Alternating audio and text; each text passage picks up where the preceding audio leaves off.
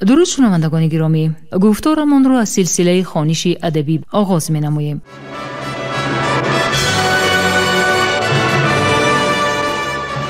با توجه شما کتاب کسینوفونت تحت عنوان کروشنامه در ترجمه، تحریر، سرسخن و توضیحات دکتر علم‌های فلسفه پروفسور رمضان نظریف در قرائت کارمند شایسته تاجیکستان علیزاده عبدالرشید خوجامقل تقدیمتان می‌گردد. گفتار دوم.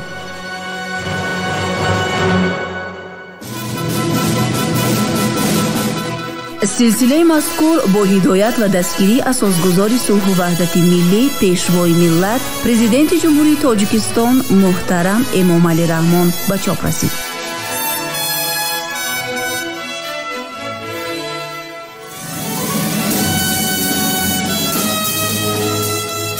کروشنامه اثری است که تربیه سرلشکر و حاکم آرمانی مردم فارس را در دوره هخامنشی‌ها تصویر می‌کند.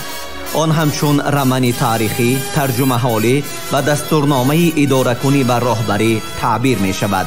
در آن در برابر هنرهای جنگی و لشکرکشی و صنعت جنگ و محاربه ها، همچنین دستورهای سیاسی و اخلاقی در آمیزش با قصه های مردمی، ترجمه حالی و تخیلات بدیعی تصویر می یابد که اکثر آنها در دایره طبقه برگزیده افینه صورت گرفته است.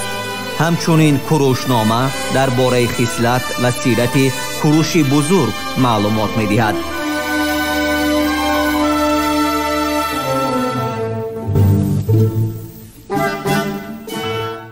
سرسخن مترجم.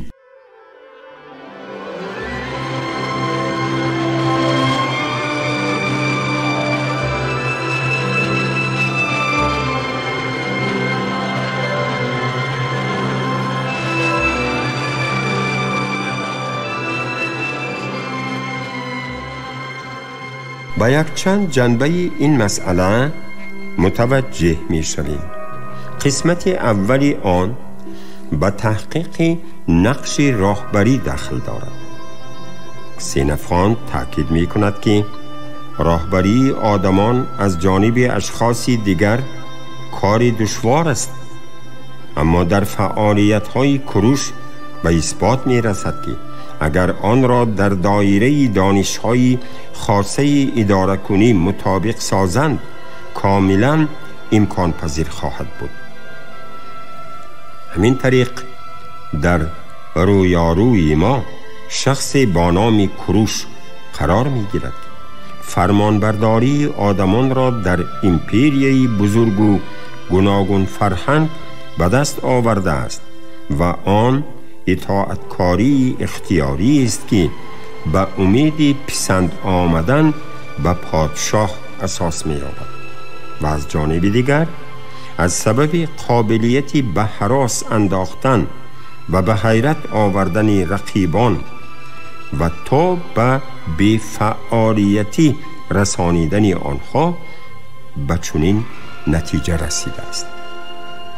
اما شاید کس تعجب کند که چرا کسینوفونت این اثر را درباره یک حاکم فارس ایجاد نموده. به حد زیاد تصویرهای مبالغه‌ناک کروش برای او اهمیت دارد. ثانیاً پیرپیدی حیات کروش را از گهواره تا گور کاملا بیرون از نظامی معین انعکاس می کند، زیرا اکثر نقل حیات او 1 سال را در بر می گیرد. در این مرحله کروش الکی نه پسر بچه نورسی 16 یا 17 ساله و نه افیب با مهلت 10 سال، بلکه مردی اقلاً 26 ساله است. حیات باقی مانده او تا زمان تأسیس سلطنتش در بابل و مرگ او کمتر از 3 صحیفه متن را اشغال می کند. همین طور در پیش نظر ما نه زندگی نامه او بلکه سرگذشت دوره بچگی تا 16-17 سالگی و 1 سال بزرگی فتوحات نظامی او پس از 10 سال و بیشتر از آن هویدا می گردد. این البته بر خصوصیت پارادیگماتیکی متن اشاره و تاکید می کند. ما عامل‌های نهادسازی و غیر آنها را در می‌یابیم که متن اثر را تشکل دادند و نتیجه های آن را می‌بینیم که در یک قصه مرتب و هدفمندی حربی و سیاسی صورت گرفته است.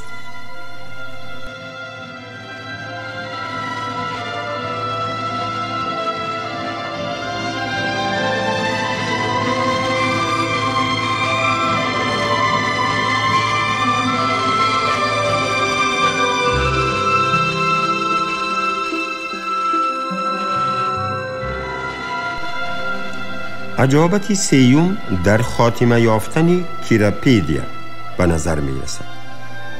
پس از 8 کتاب شادمانی و سرور و خلاصه درباره آن که عالم با بحر سرخ، بحر یوکسین، امروزه بحر سیاه، افیوپیا، مصر و کیپر انتشار می یابد، با اراده یگانه کروش که تابعانش او را همچون پدر احترام می کردند، همه چیز تغییر می یابد. پس از مرگ کروش فرزندان او مبتلای جنگ شهروندی می گردند.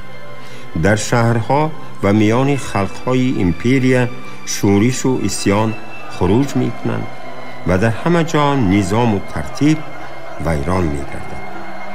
کسینوفونت این اندیشه را به دلیل اثبات می کند که رفتار و کردار پارس ها در زمان او خلاف آداب و اخلاق زمان پیشینه این مردم است.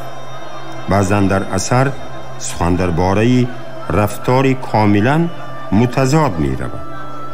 مثلا مؤلف در جای به پارس ها اعتماد داشته است که پارس ها به سوگندشان وفادارند، اما در جای دیگر آن را انکار می کند. در بعضی حالت ها در اثر تحریفات حقیقتی رسم و عادت ها را مشاهده کردن ممکن است.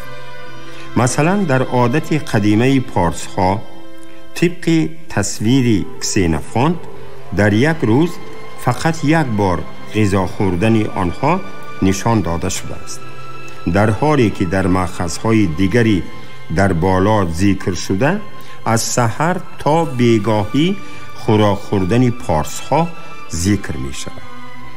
به همین مانند آنها را همچون جنگاوران ضعیف و ناتوان به حد تصویر می کند که به شرکت یونانیان برای جنگ گویا قابلیت نداشته باشند.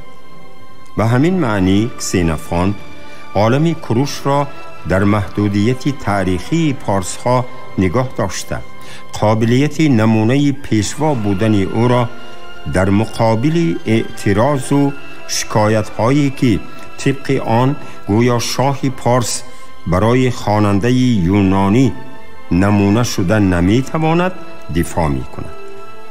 بیانی آسانتر از آن چنین نکته می بود که اگر طبق آن کروش توسط قابلیت‌های فوق‌العاده طبیعی و اکتسابی خود به چنین بزرگی نائل گردیده، بعد همه آنها به طور طبیعی برباد می رفتند. اما این موقعی کسینوفونت نیست و در تمام متن اساسی پیوسته تکرار می کند که نهادها یا تجربه کروش تا امروزها وجود دارد یا به کار برده می شود.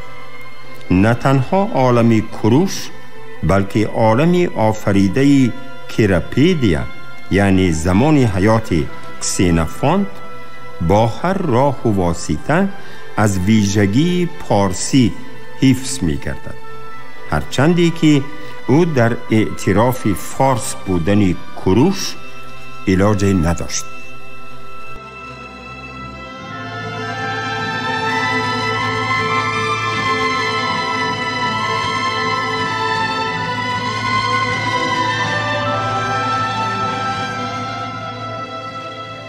همین طریق در کیراپیدیا درباره کوروش و فضیلت احتمالی پارس‌ها یک قضاوت واقعی وجود دارد و متن اثر واقعاً به آن اشاره می کند. اما با کسینفانت موضوع لازم بود تا به تخیلات خیش که به میفولوژی خاص بوده آزادی بخشد، اما در عین زمان در تاریخ واقعی ریشه داشته باشد. حاکم شجاع در طول 200 سال اخیر که درباره او حد اقل 2 داستان کلاً گوناگون وجود دارد واقعاً آرمانی به نظر می رسد. شاید از اینجاست که مترجمان و مرتبان این کتاب نیز در روحیه اسطوره‌شناسی کسینفانت در توضیحات کتاب پیدایش پارس‌ها را از پرسی، قهرمان اسطوره‌های یونانی، و کوروش را همچون پسری زئوس تصویر می نماید. اما آن برای کسینفانت چنین منظره کافی نبود.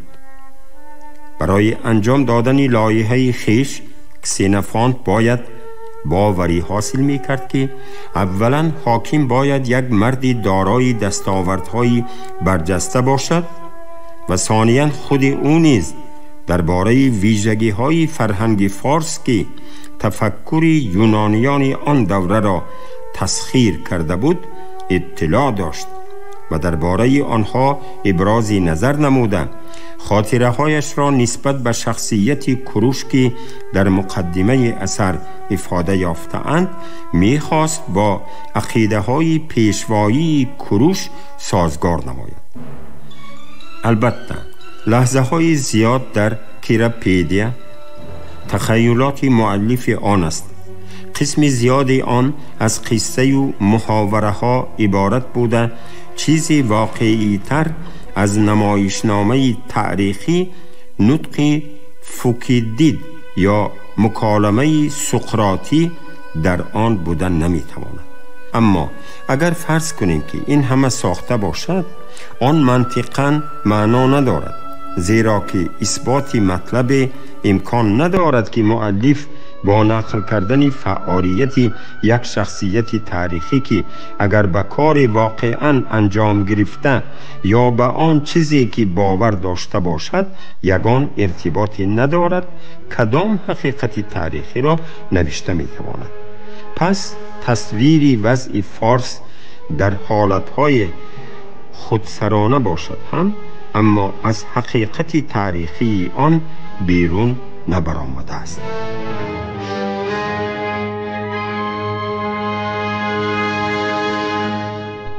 مثلا درباره شاهیگری فارس صحبت کرده تصویر کوروش در 6 کتاب اثر تنها نه همچون شاه بلکه فقط فرمانده لشکر تصویر یافته است. این تفاوت کاملا ناگزیر نیست و آن فعالیت‌هایی را که کوروش در این 6 کتاب انجام می‌دهد البته پادشاهی او را امکان پذیر می‌نماید، اما در آن برای هدف‌های شاهیگری تفصیلات جنگ و محاربه‌ها نسبت به سیاست این شاهیگری بیشتر است و خواننده نمی‌تواند درباره 3 شاه دیگری پارس‌ها که واقعاً در تاریخ مقام دارند توجهش را تمرکز دهد. اولی آنها کمبیس پدری کوروش و پادشاهی فارس است. بعداً استیاگ و کیاکسار که متناسباً بابا و عمک کوروشند و سپس پادشاهانی پی در پی ماد ذکر شده. نهایت کوروش سلطنتی نو تأسیس می دهد. در اول آن آشور و زمینهای اناتولیا را که یک زمان هم پیمان آشور بود فرا می گیرد.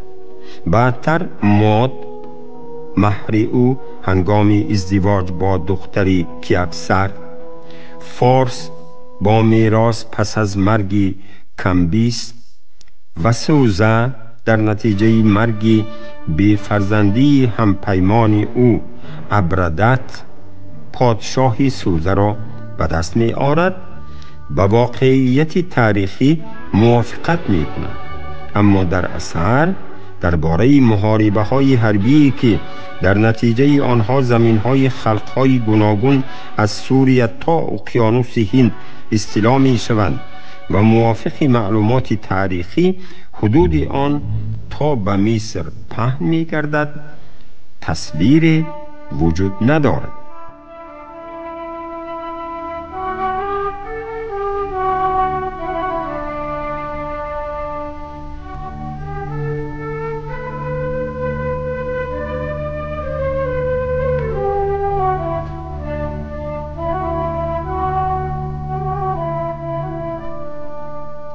به هم آمیزش دادن مواد تاریخی و باطل تاریخی کسینوفونت تحلیل سرچشمه ها را دشوار می گرداند، زیرا فرقیت بین آنها را روشن و جدا کردن کاری علاهیده تحقیقاتی را تقاضا دارد. این مرکبی و پیچیدگی با وجود داشتن عنصرهای بدیعی و غیر ادبی باز هم زیادتر می شود. اما با همه این عنصرهای پارسی در اثر بیشتر به نظر می رسند. پیش از همه اکثر فعالیت ها در عملهای وابسته حیات کروش در منطقه فارس صورت می گیرد. انتخاب این جای تصادفی نیست. کسینوفونت نسبت به مشکلات این منطقه خیلی حساس بود و به ارتش دعوت شدن او که کروشی خردی را بر ضد برادرش ارتاکسرکس دستگیری میکرد شهادت میدهد. این توجه یک نوع پاسخ بر رویه فلسفی رمانتیکی است که در یونان در نتیجه بحران اخلاقی پس از جنگ‌های داخلی به وجود آمده است. به هر حال معلوم است که در کیراپیدیا عناصر زیادی اصیل فارسی، بعضی از یادداشت‌های او و بعضی دیگر از مطالعه‌اش به خصوص هرودوت وارد گردیده است.